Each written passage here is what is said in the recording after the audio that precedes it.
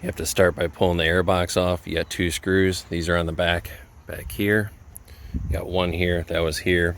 My little spot for sticking stuff is down in here. That little foam, it's a good spot to store stuff. Once that's out of the way, you have 4 clips.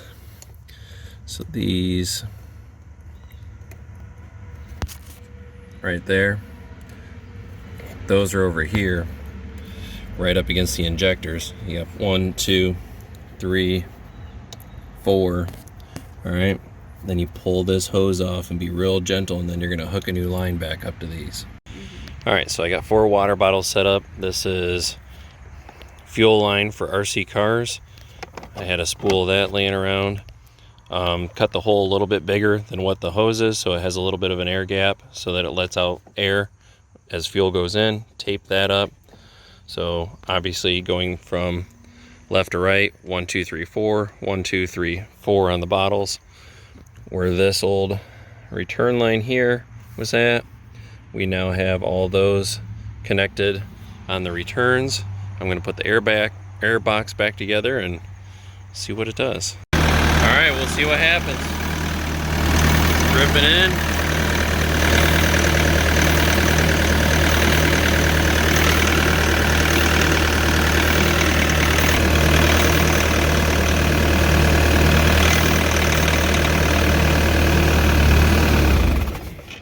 Uh-oh, what was that?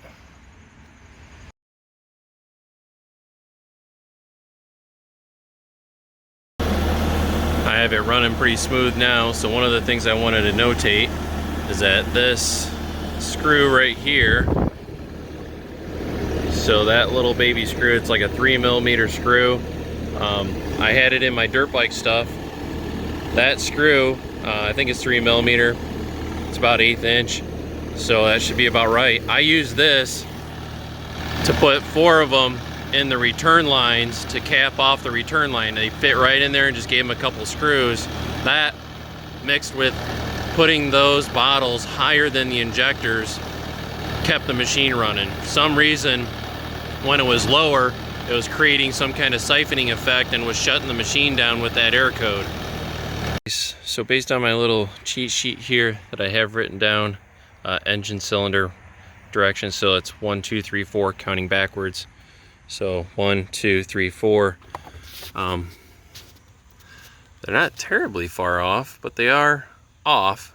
Let's do that again.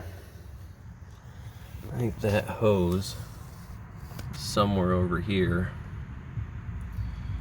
which that camera is now facing the turbo in the back of the engine.